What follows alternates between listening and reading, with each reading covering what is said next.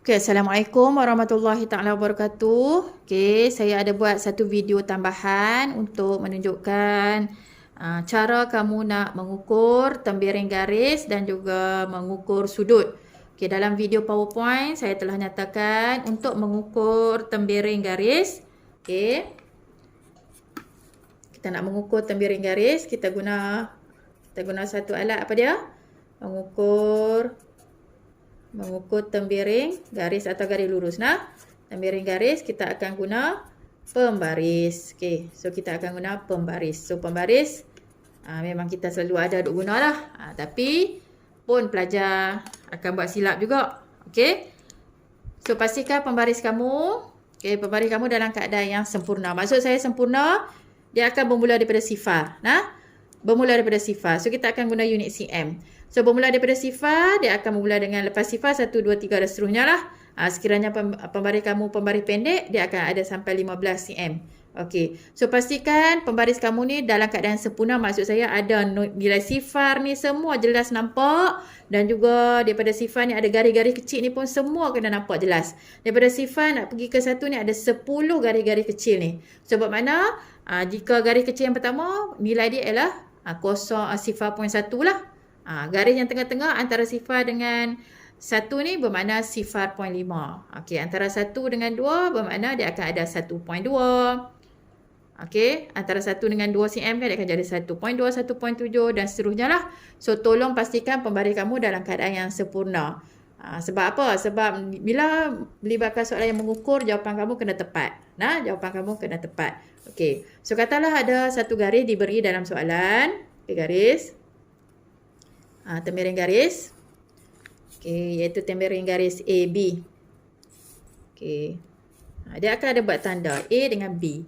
Equal lah dia nak bubuh huruf apa? Nak label huruf apa? Sebab mana kamu nak kena ukur tembiring garis AB? So, bila kamu nak ukur tembiring garis AB, kamu kena bermula daripada tanda ni, bukan daripada hujung ni. Dia akan buat lebih.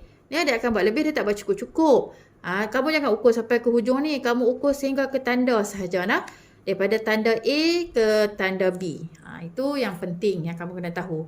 So, step dia, langkah dia. Okay, pembaris ni macam mana kamu nak letak pembaris. Inilah yang selalu ada pelajar. Ada juga pelajar yang buat silap. Okay. So, bila kamu nak mengukur tembiring garis, pastikan sifar betul-betul kena tanda yang A tadi. Letak betul-betul kena tanda yang A tadi.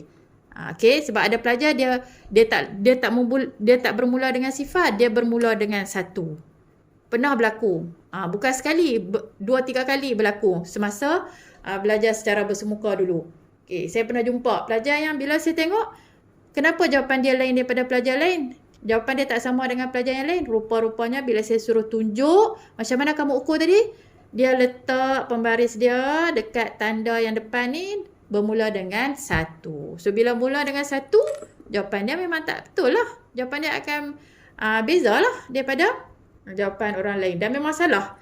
Nah, so tolong ambil perhatian bila nak ukur tembiring garis. Pastikan kamu letak sifar berada di A. Dan tengok dekat mana B tu berada. Kalau ikutkan B berada di sini. Garis yang kecil-kecil. Selepas 6, garis yang ketiga. Garis yang ketiga. Nah, so bermakna apa jawapan kamu? 6.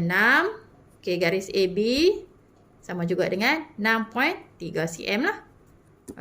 Kalau kamu bermula dengan 1 tadi, contohlah ada pelajar yang dia ingat nak ukur kena mula dengan 1. So dia akan jadi 7.3. Betul tak? 7.3. So tak betul. So tolong take note, apabila mengukur tembiring garis mesti bermula dengan sifar. Katalah satu lagi garis. Kat bawah ni. Garis PQ. So, kita nak ukur garis PQ. So, berapakah panjang garis tembiring garis PQ ini? So kamu letak. Letak pembaris betul-betul sifar. Kena dengan P. So, kita baca. Dekat mana berhenti dekat Q. So, dia berhenti selepas 4. Berhenti pada garis yang keempat selepas 4. Garis yang keempat selepas sekejap. 1, 2. Garis yang ketiga selepas 4. So jawapan kamu akan jadi P PQ sama juga dengan 4.3 cm. Okey. Itu cara kamu nak mengukur tembiring garis. Okey. So, satu lagi saya nak bagi tahu, okey, dalam peperiksaan, dalam skema jawapan, okey, bila soalan yang melibatkan mengukur ni, yang melibatkan kamu guna alatan untuk mengukur, dia akan dalam skema kamu dia akan buat nota dekat situ tambah tolak. Tambah tolak 0.1. Apa maksud dia? Maksud dia di sini jawapan yang betul tepat 6.3 cm. Tetapi jika ada pelajar yang tulis jawapan 6.4, bermakna tambah 0.1 daripada jawapan yang sebetulnya dah, yang betul ni lah. So pun dapat markah. Begitu juga dengan kurang tolak 0.1, bermakna tolak 0.1 dia akan jadi 6.2 cm, betul tak? So yang ni pun dapat markah. So tiga-tiga jawapan ni dapat markah. Dapat markah full. Selalunya soalan macam ni satu markah lah. Okay, dia akan dapat markah. Tapi kalau kamu bubuh jawapan kamu 6.6. Bermakna beza dengan jawapan asal ni 0.3. So yang ni memang tak dapat markah. Beza 0.1 sahaja. Sama ada beza tu kurang atau beza tu lebih, kamu akan dapat markah. Itu nak bantu kamu. Sama jugalah dengan yang bawah ni. Jawapan yang betul 4.3. So kalau kamu jawab 4.2, dapat markah. 4.4 pun dapat markah. Selain daripada 3 jawapan ni, memang tak ada markah. Okey, so faham macam mana kamu nak mengukur tembiring garis. Okey, kita lihat pula yang kedua. Okey, yang kedua, untuk mengukur, kita nak ukur sudut. Okey, kita nak mengukur sudut. Okey, so mengukur sudut, kita guna satu alatan, iaitu nama dia apa? Protraktor atau jangka sudut. Tapi dalam buku memang kita akan guna protraktor. Okey, jangka sudut. Okey, so saya dah terang dah itu dalam video PowerPoint. Okey, dah jelaskan dalam video PowerPoint itu bahagian-bahagian jangka sudut. Kamu kena tahu dulu bahagian-bahagian jangka sudut. Okey. So jangka sudut, bahagian asas dia mesti ada apa? Tapak. Bawah ni, garis yang mengufuk ni. Ni tapak. Pastikan jangka sudut kamu ada tapak ni, nampak garis yang bawah ni. Yang mengufuk ni. Okey. Dan ada garis yang mencancang. Iaitu betul-betul kena 90, iaitu sudut tegak.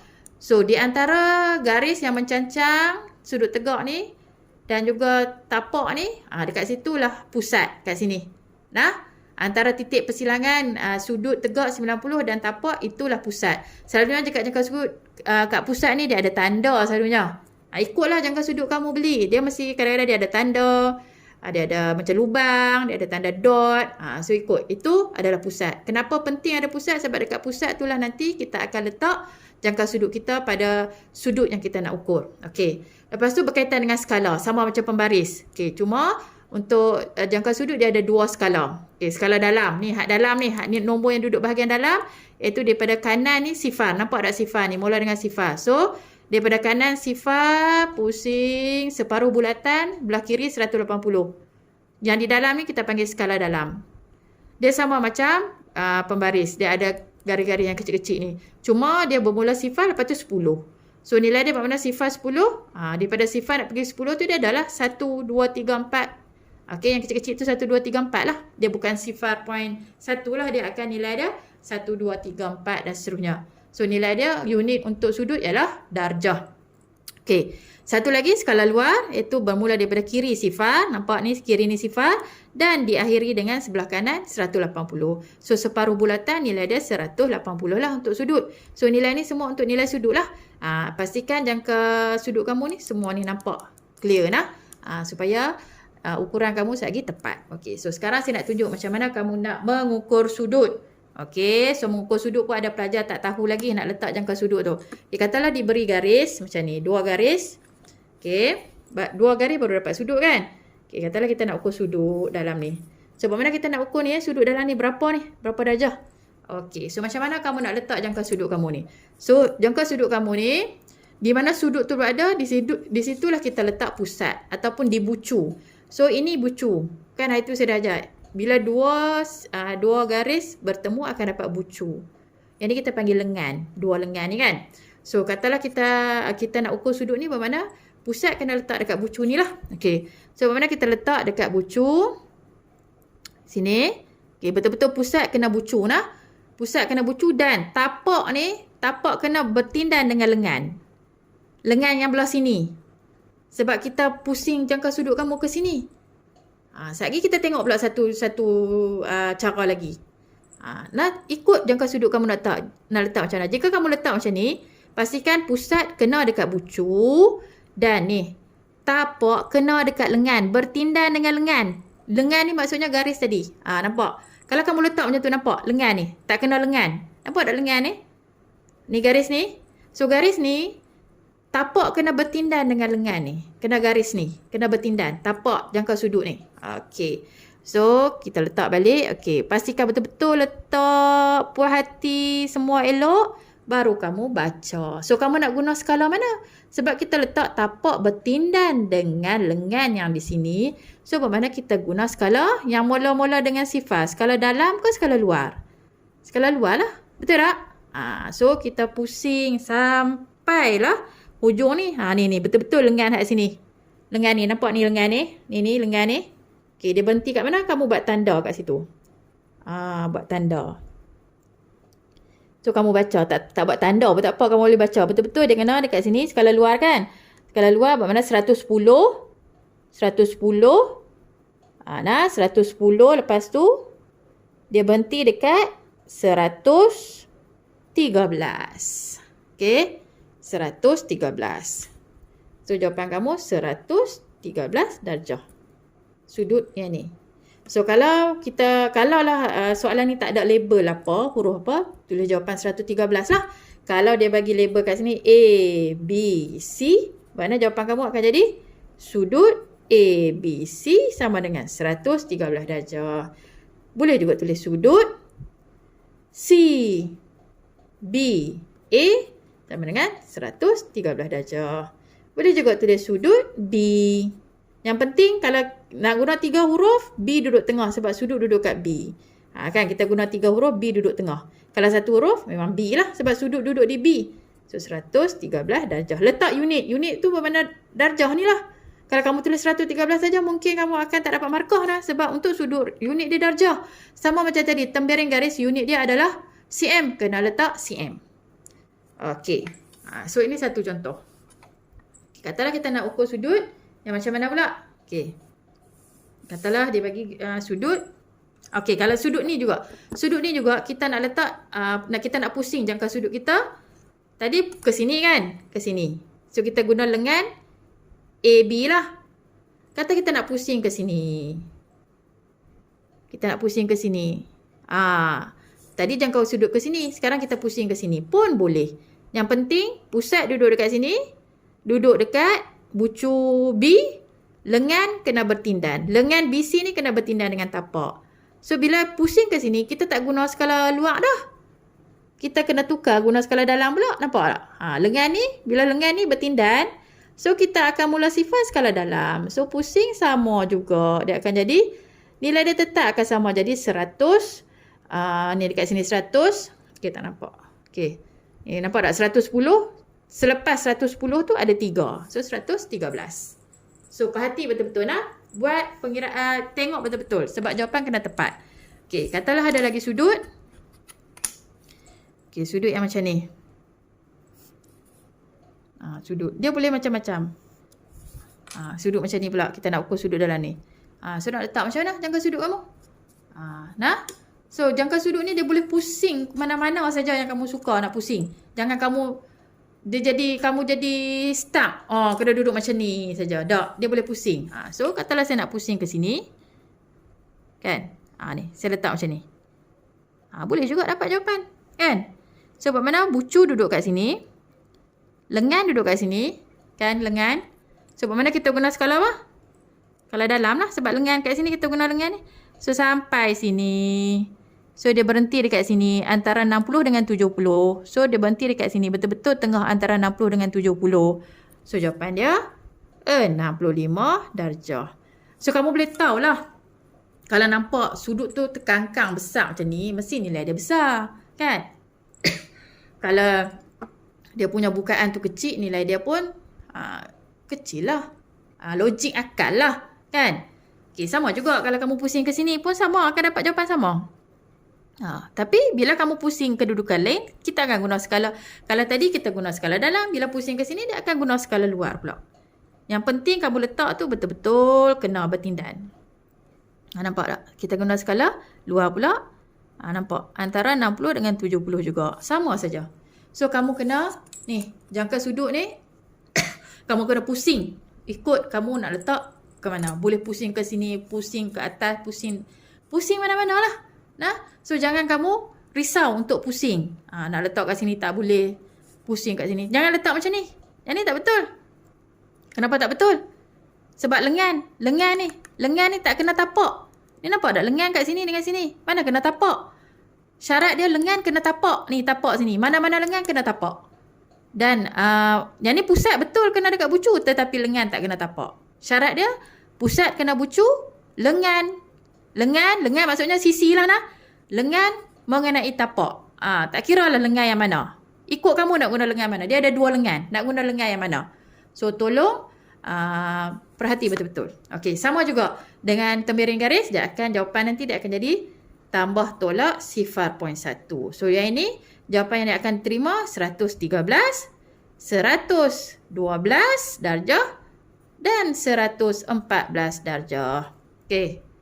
Yang ni pula jawapan yang akan diterima 65 darjah, 66 darjah dan juga 64 darjah. Okey, boleh faham ? So tolong ukur dengan tepat, buat kerja dengan teliti dan juga pastikan pensel kamu tajam untuk kamu menanda dan sebagainya, dan pastikan kamu letak unit. Untuk sudut, unit dia ialah darjah, iaitu simbol bulat ni lah. Untuk tembiring garis, unit dia selalunya memang kita akan guna cm. Memang kita akan guna cm. Okey, so saya harap video saya ini bermanfaat dan dapat membantu kamu untuk memahami cara untuk mengukur tembiring garis dan juga mengukur sudut menggunakan alatan. Okey, sampai di sini saja. So kita akan jumpa lagi untuk kelas yang berikutnya, dan saya akan buat lagi video sebab tajuk ni memang kita akan banyak menggunakan alatan. Okey, hari ini kita guna jangka sudut. Next punya kelas kita akan guna jangka lukis. So pastikan jangka lukis pun kamu dah ada. Okey. Okey, jangka lukis dan juga jangka sudut. Alatan yang penting untuk tajuk ni. Jangka lukis yang inilah. Yang kita boleh bubuh pensel kat sini. Dan ada dua kaki. Satu kaki untuk letak pensel, satu kaki yang tajam ni, yang point ni. Okey, ada juga yang memang dah siap-siap beli yang ada pensel, yang kita guna pensel tekan tu yang kita bubuh mata saja. Kalau macam ni kita kena guna pensel kayu lah. Ikutlah mana pun. Yang ni pun sama. Pastikan jangka lukis kamu dalam keadaan sempurna. Maksudnya dia punya skru atas ni pun kejap. Dia tak bergerak-gerak. Point ni pun tajam. Bermakna bila kita letak dekat kertas dia tak bergerak lah. So pastikan dua-dua alatan ni ada. Okey, so kita jumpa lagi untuk kelas yang berikutnya. Assalamualaikum warahmatullahi taala wabarakatuh.